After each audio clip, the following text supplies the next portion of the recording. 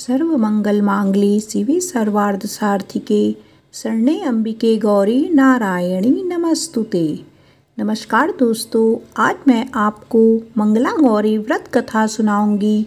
आप सभी मेरे साथ बोलिए शंकर भगवान की जय, माता पार्वती की जय। सावन में पड़ने वाला मंगला गौरी व्रत सुहागिन महिलाओं के लिए बेहद खास होता है। यह व्रत पति की लंबी आयु के लिए रखा जाता है, साथ ही वैवाहिक जीवन में चल रही समस्याओं का भी निवारण होता है और अखंड सौभाग्य की प्राप्ति होती है। धार्मिक मान्यताओं के अनुसार मंगला गौरी का व्रत रखने से व्यक्ति की कुंडली में मंगल दोष दूर हो जाता है। इस दौरान महादेव और माता पार्वती की पूजा एक साथ करने से जीवन में सुख समृद्धि बनी रहती है। आइए सुने मंगला गौरी व्रत कथा।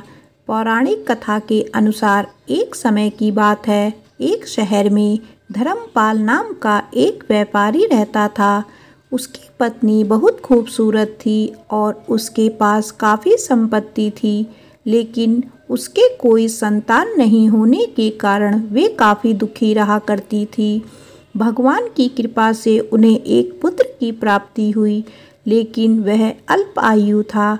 उनके पुत्र को श्राप मिला था कि 6 वर्ष की आयु में सांप के काटने से उसकी मौत हो जाएगी। संयोग से उसकी शादी 16 वर्ष से पहले ही एक युवती से हुई, जिसकी माता मंगला गौरी का व्रत किया करती थी। 16 वर्ष की उम्र में सांप के काटने से उसकी मौत हो जाएगी।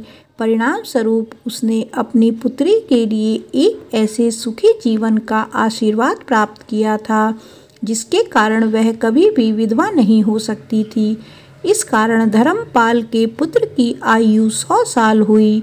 जो नवविवाहित महिलाएं इस पूजा को करती हैं और मंगला गौरी व्रत का पालन करती हैं और अपने लिए लंबे और सुखी वैवाहिक जीवन की कामना करती हैं, उनकी मनोकामना पूरी होती है।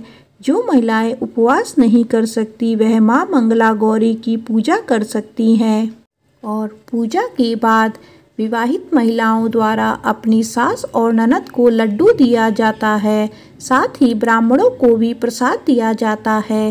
इस विधि को करने के बाद 16 बाती का दिया जलाकर मां मंगला गौरी की आरती करते हैं। अंत में मां मंगला गौरी के सामने हाथ जोड़कर पूजा में किसी भी भूल के लिए क्षमा मांगते हैं। इस व्रत को अपने परिवार की खुशियों के लिए लगातार 5 वर्षों तक करा जा सकता है। मंगला गौरी व्रत कथा समाप्त होती है। आप सभी मेरे साथ बोलिए ओम नमः शिवाय। माता पार्वती की जय।